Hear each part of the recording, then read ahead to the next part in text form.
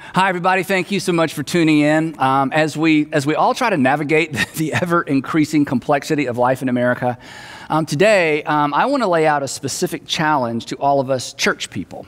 Now, if you're not a church people or you used to be a church people, I think you're going to enjoy today's message primarily because, well, today's message may explain in part why you're not a church person or why you're not a church person any longer. So I want to go ahead and just jump in. If you were raised in a church similar to the church I was raised in, you discovered really early on that becoming a Christian is easy. I mean, it costs virtually nothing, right? I mean, Jesus died on the cross for our sins. The price has been paid. We put our faith in Jesus, and then we're Christians. That's what makes it so amazing. The price has been paid. You simply receive the free gift of salvation and forgiveness. And then you can call yourself, and I can call myself, a Christian. Becoming a Christian is easy. But, and you know this, when you open the pages of the Gospels and when you read the letters of the Apostle Paul, you don't read anything about anybody becoming a Christian. In fact, as you probably know, first century Christians didn't call themselves Christians. That's what non-Christians called Christians. And it was probably a slur or a derogatory term. It literally meant one associated with Christ, or a Christ one. And this wasn't like a static label like being an American or a Canadian. It actually indicated a way of life. And the term only shows up 3 times in the Bible. Luke, who described the events following the resurrection of Jesus, actually documents the first time this term appears in history. And it happened in the metropolitan city of Antioch. But here's the interesting thing. In telling us how the label originated, Luke actually clarifies what it meant, or what it meant back then, maybe not so much what it means today. Here's what Luke writes in the book of Acts. He says, the disciples were called Christians first at Antioch. But this raises a question for us. The disciples were called Christians first at Antioch, so who were the disciples? Now, he's not talking about the 12 apostles. This referred to a broader group of people. In fact, in the Gospels, and we've talked about this before, the term disciple always referred, in the New Testament, the term disciple always referred to Jesus followers, people who publicly associated with Jesus before his crucifixion, and the people who followed his teaching after the resurrection. Now, one of the reasons that we think the term Christian might have been a derogatory term is because first century followers of Jesus were accused of being part of a cult, or they referred to it as a sect. Specifically, they were referred to people who were part of a Nazarene sect. And the reason, of course, they called it a Nazarene sect is because they followed a teacher from Nazareth.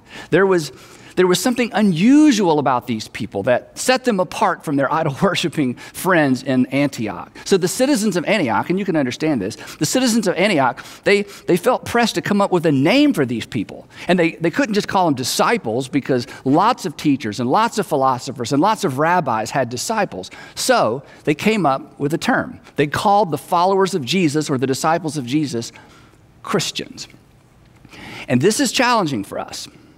And this is challenging for me. You may be comfortable claiming the badge or the title of Christian, the way us modern folks use the term, right? But here's the question I want us to wrestle with for a few minutes today. It's easy to say I'm a Christian, but am I a Jesus follower? Are we following, or are we simply believing in? Am I following his example, or am I just trying to be a good example? And this is a terrifying question.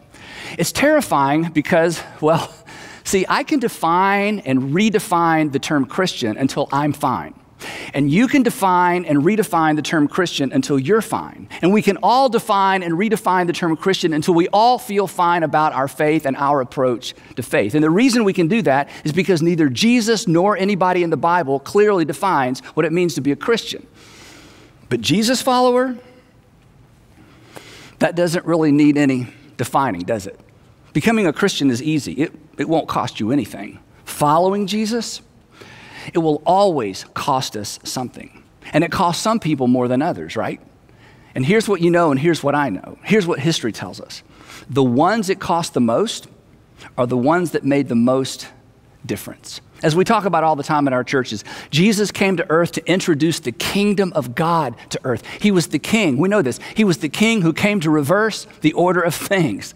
So to follow Jesus then and to follow Jesus now requires us to live in a different direction, to some extent to be countercultural. And this was certainly the case in the first century. And Jesus made this abundantly clear right out of the gate in his most famous, his most quoted, and perhaps his least applied sermon. We refer to it as the Sermon on the Mount. Here's how it happened. Now, when Jesus saw the crowds, there were always crowds. Now, when Jesus saw the crowds, he went up on a mountain, thus the Sermon on the Mount, and he sat down, and here's our word, and his disciples, his followers came to him, and he began to teach them. And the crowd had no idea how lucky they were. Think about this. They don't know this. They have no idea. They are at the Sermon on the Mount. Are you kidding? I mean, what an honor, what a privilege. They have no idea. They are spectators. They are the audience for the Sermon on the Mount. Back in 1977, at the Omni, an arena in Atlanta, I saw sticks open for Kiss. It was amazing. These people are at the Sermon on the Mount. I was at Brave Stadium in 1992. All the Atlanta audience will remember this. I was at Brave Stadium in 1992 when Sid Bream rounded third base in slow motion. You remember this? He slides home and he sends the Braves to the World Series. I was there for that. It was amazing. We hugged strangers. We drove through the city of Atlanta with our windows down, high-fiving people we did not even know. It was unbelievable. But these people are at the Sermon on the Mount. I was so fortunate to be invited to and to attend Billy Graham's funeral, one of the highlights of my life. But goodness, this lucky group, they participated in an event that would shape Western civilization and would reshape cultural values and cultural norms. So Jesus stands up in front of this large crowd and he turns everything upside down. Love your enemies. Give away your stuff. And when somebody asks for a little, give them a lot. And when somebody wants to borrow from you, let them borrow and don't even ask for the stuff back. Go the extra mile. Turn the other cheek. Oh, you can't make things right with God until you're right with the people around you. Don't think for a minute that you can have peace with God if you don't have peace with the people in your family. If you're standing at the temple and you're about to make a sacrifice for your sin and there are 3 people ahead of you and you've been standing there for hours and suddenly it dawns on you that somebody at home has something against you, this was amazing. He said, leave your sacrifice there in the temple and go home and make things right with your brother or sister. You can't be right with God if you're not right with your brother, if you're not right with your family, if you're not right with your neighbor. Hey, and stop staring at that little speck of sawdust in your brother's eye and clean out your own eye first, and then you'll be able to see your brother better and you'll be able to help your brother. You've heard it said, an eye for an eye and a tooth for a tooth. Not anymore, not in my kingdom. Blessed are those who curse you. It was epic. It was disturbing. He literally turned their entire value system upside down. And then, read it for yourself. He drops the mic and he heads to Capernaum. When Jesus had finished, I love this, when Jesus had finished saying these things, and I just gave you the summary, right? The crowds were amazed at his teaching. Why? Because he taught as one who had authority. He was a king, as one who had authority and not as their teachers of the law. And when Jesus came down from the mountainside, large crowds followed him. It was a street party. Nothing like this had ever happened before. I mean, John the Baptist, he was kind of the warm-up act, and he attracted thousands and thousands of people. But there was something different about Jesus. Again, he spoke as one who had authority, and maybe this was the Messiah. And then a man with leprosy shows up. He shows up, he steps right in front of Jesus, and he kneels down before Jesus. And this was kind of a downer, right? I mean, as soon as a leper shows up, the crowd kind of stops. They kind of make space. Nobody wants to get too close. And it's like, oh, things were going so well. And the leper says to Jesus, if you are willing, Lord, if you are willing, you can make me clean. Now, Jesus had just taught, blessed are the poor in spirit, blessed are the poor, blessed are those who mourn, for they'll be comforted. Big talk, right? So what's he going to do? Jesus, you know this story, he reaches out his hand and he touched the man, and I love this. And he said, I am willing. Be clean. And immediately he was cleansed of his leprosy. And the crowd, the large crowd, it goes wild. I mean, this guy is walking his talk. He's doing for others. He stopped his car and gave that couple with the sign all the cash in his wallet. He is the real deal. He's actually going to live out these extraordinary values that didn't make any sense. They don't seem like they would work in that culture, but here's a guy that's going to do it anyway. And then, suddenly, unexpectedly, the mood changes.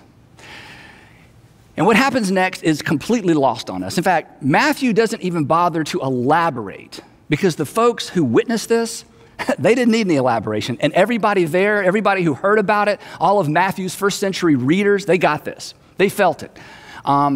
It was like a 17-year-old boy talking to his friends and telling the friends the story of being all cuddled up with his girlfriend in his girlfriend's basement, when suddenly the lights come on and her dad is standing there. And his friends, they all have the same question, right? And their question is not, well, how did you feel in that moment? No, they already know the answer to that question. What do they want to know? They want to know, well, what happened next? And this is one of those moments in the life of Jesus. Everything is good. And then suddenly the lights come on and it's her dad. Now, Matthew didn't have to tell anybody how everybody felt in that moment because everybody knew. Here's what happened. When Jesus entered Capernaum, a centurion came to him asking for help. And the world stood still. This was beyond awkward. Love your enemy, do for others, go the extra mile, great hashtags. But surely those pithy one-liners don't apply to this guy. I mean, healing sick Jewish people, that's one thing. This is a whole nother thing. So a little historical context might help us here. Because again, we don't feel the gravity, we don't feel the tension of the moment. But everybody in Matthew's audience did. Here, a little background. About 100 years before this event, General Roman Pompey enters the city of Jerusalem, desecrates the temple and the Holy of Holies by giving himself a self-guided tour. Pompey was so curious to see this Jewish God that he'd heard so much about, this Jewish God that was so easily offended and who considered himself too good to be a part of any pantheon of gods, a God that was too good and so good that he claimed to be the only God. So he brushed aside the priest and he boldly went where only the high priest had gone before, right into the Holy of Holies. He pulls aside that huge over-engineered curtain that separated the God chamber from the outer court. He walks into the Holy of Holies. He looks around and he's so disappointed because there's no God. There's no idol. There's a golden table, there's a candlestick, and there are about 2,000 talents of gold, but no God. And he probably thought to himself, these crazy Jews, they build this extraordinary structure, this physical structure for a God who has no physical representation. I mean, what good is a God you can't see? And then he left. But he didn't leave alone. He left with thousands of Jewish slaves in tow. Judea and Galilee in that moment were essentially annexed into the Roman Empire. Galileans and Judeans lost their independence again, and they're forced to pay taxes to their pagan conqueror. Years later, another general shows up, Crassus. He actually goes into the temple and he steals all the Jewish wealth, all the temple taxes, everything he could find, and he takes it with him to Rome. Then in 40 BC, Herod the Great was crowned king of the Jews by the Roman Senate. Of course, the problem was Herod wasn't even Jewish. He murdered multiple rabbis. One of his sons is responsible for executing John the Baptist, who was a folk hero among the working class. Then, when Jesus was, somewhere in his 20s, Rome commissioned Pontius Pilate to be the governor of Judea. And Pilate is given credit for introducing crucifixion to the Galilean and the Judean landscape. He was constantly offending the Jews on purpose. He too stole money from the temple treasury. In fact, Pilate was so cruel that he was actually recalled to Rome because of his violence against Jews and Samaritans. And eventually, he committed suicide. The point simply being this, that anything and everything associated with Rome was tainted. There was just too much history. But it got worse. This was not a common soldier. This was a centurion asking Jewish people for help. This is a man who had earned his rank and his authority through violence. He obeyed without question, and he obeyed without conscience. Centurions were severe disciplinarians. They actually flogged their own men and on occasion executed their own soldiers. But it got even worse, because we know from history there were no actual Roman centurions stationed in Galilee until about 10 or 15 years after this encounter. So in all likelihood, this gentleman, this centurion, had been recruited from a region from around or outside of Galilee.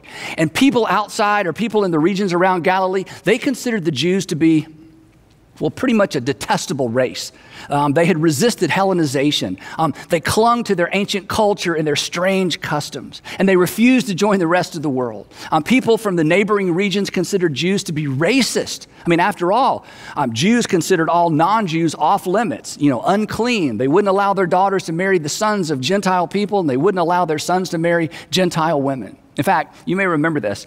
Remember Jesus' encounter with the woman at the well? We call it the woman at the well, the Samaritan woman. When he spoke to the woman, the Samaritan woman, do you remember how she responded? She was shocked that a Jew would even speak to her.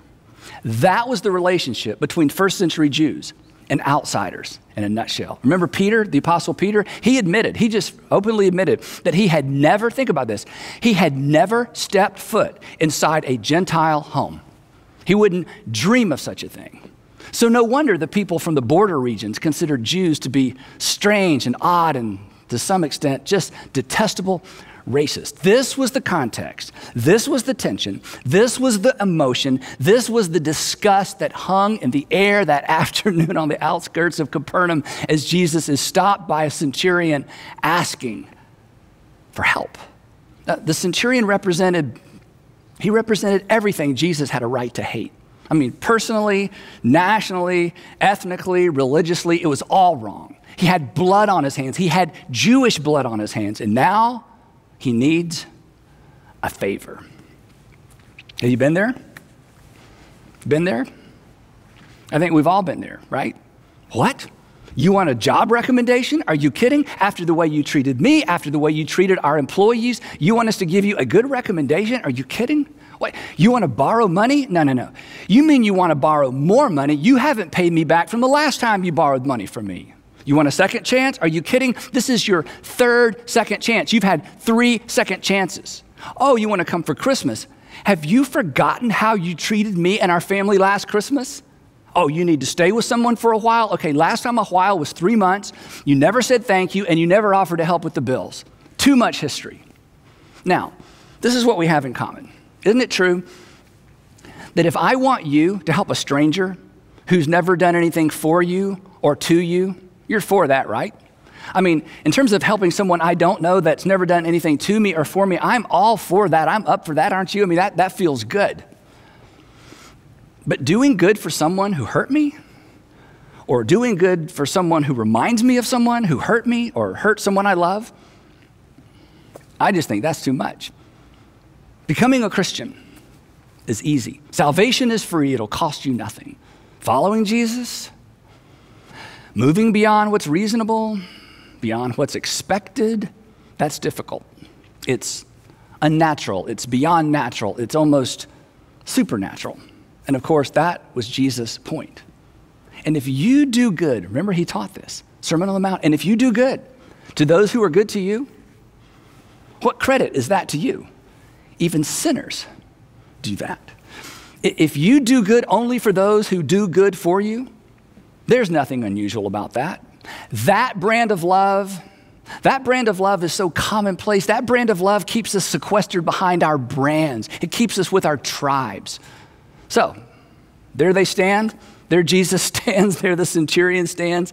And the question was, what would he do? They'd heard what he preached, but what would he do? And unfortunately, you can guess. Perhaps you know. Perhaps you've read the story. And once we read the end of the story, then I have a decision to make, and you have a decision to make, and we have a decision to make. We have to decide, are we willing to follow Jesus, or will we be content with simply being Christian? When Jesus had entered Capernaum, a centurion came to him asking for help. Lord, he said, my servant is at home paralyzed, suffering terribly. Wait, hang on. You are suddenly concerned about someone suffering terribly? Are you kidding? The nerve of you? You personify, as a Roman centurion, you personify suffering terribly. You cause suffering for a living. We've suffered our whole lives because of you and your nation and your armies and your legions. We've suffered as long as we can remember. And now you want one of us to relieve the suffering of someone important to you when you've never done that for us. In fact, you've done the opposite to us. And you know what, at this point, Jesus could have gotten personal, right? He could have said to the centurion, look at me. Thanks to you and your former emperor, my mother was forced to deliver me in a stable, which worked out well for Hallmark and the folks who sell yard ornaments. But anyway, it was dangerous for my mother, right? I mean, granting this man's request, it would be potentially dangerous for Jesus. He could lose the crowd. He would lose the patriots. He would lose the working class. When rumors of this spread, this could be the end of the mission. But Jesus had come to introduce a new kind of kingdom. He had come to introduce a new morality, a new ethic, a new way of seeing the world, and maybe more importantly, a new way of seeing everybody in the world. And so, in keeping with his own teaching, to illustrate what he just taught, he chose to do good for someone who represented an empire who had done unimaginable harm to his people, his nation, his family. And think about it. In the end, the empire that would oversee his own crucifixion. And Jesus says to him, okay, I'll do it. In fact, would you like for me to come and heal him? Would you like for me to come with you to your home to heal him? And I'm telling you, the Jews in the crowd are like, this is certainly a bridge too far. And the centurion, to their relief, replied, Lord, I do not deserve to have you come under my roof. To which everybody in the crowd thought, well, you got that right. You certainly don't. The centurion continues, and in an extraordinary, unprecedented expression of faith, he says, but Jesus, you don't need to come to my home, but just say the word, and my servant will be healed. Jesus, you and I aren't so different. Like you, I myself am a man under authority, with soldiers under me. I tell this one, go, and he goes. And I say to this one, come, and he comes. And I say to my servant, do this, and he does it. So no, I don't need you to come to my house. Just say the word, and my servant will be healed. And then Jesus, again to the shock of this crowd, commends this centurion on his faith. And he says, go, let it be done to you, just as you believed it would. And then I think he pauses, he looks out over his crowd, he smiles, and then he heads to Peter's house to get a bite of lunch. And once again, the crowd is stunned. He spoke as one who had authority. And he's matching his words with his deeds. He wasn't kidding. Those were more than hashtags. He actually expects us to literally do good for those who don't and won't do good for us. He expects us to literally to do good for those who don't look like or live like us. He expects us to do good for people who don't even like us. So, back to us. It's no wonder, come on, right? It's no wonder that we reduce our faith to a label, right? It's no wonder we're content to take notes, feel bad about ourselves for a moment, and then just retreat to what's comfortable. Because it's easier to be a Christian than to be a Jesus follower. It's easier to do good for a stranger than for an offender. It's easier to love people who look like me, who think like me, right? Who live like me, and who agree with me. It is easier to be a Christian than a Jesus follower. And if that's what you choose, if that's what we choose, we will contribute to the challenges we are wrestling with as a nation. And I'll tell you why. Because if you don't choose to follow Jesus, you will be content to simply believe. You'll be content to believe. You'll believe all the right things. You'll believe that all men and women are created in the image of God, that they're all created equal, that they have intrinsic worth, that they have divinely assigned value. You'll agree with C.S. Lewis when he made this extraordinary statement that there are no ordinary people. There are no mere mortals. You'll believe from the bottom of your heart that a person's value and dignity is not assigned by men. It is assigned by God. But if you have not decided to follow Jesus, if I've not decided to follow Jesus, it just ends there. It ends with correct belief. If we don't decide to follow Jesus, we will not act. We won't act on what we claim to believe when it costs us something. And we will not react. We will not react when we see people treated unjustly, unkindly, unfairly. Now, here's the really interesting thing. Apparently, Jesus saw this coming. Apparently, Jesus saw us coming. He saw me coming. He seemed to have anticipated a generation that would be content to know, but not to do. In fact, this is so interesting. Jesus reserved his final words, his harshest statements in the Sermon on the Mount for those people who would hear and not do, who would agree, but who wouldn't act. For those who are content to sit and to listen and nod, but refuse to follow. Here, think about this. This is amazing. Here is the closing statement. Here is the closing statement of his most famous sermon. Here's how he closes it. But everyone who hears these words of mine and does not put them into practice is like a foolish man. Everyone who heard this sermon and who was moved by this sermon and even agreed with parts of this sermon, but when it gets down to real life, when it gets down to those those emotional moments where it's just too much to think about following through with what we just heard, he said, the person who hears these words of mine and refuses to put them into action is like a foolish man. Specifically, they're a fool. And they're a fool because he or she will have fooled themselves. They will have fooled themselves into thinking that they're better than they really are, that they found favor with God that they don't really possess. It's like a foolish man who built his house on sand.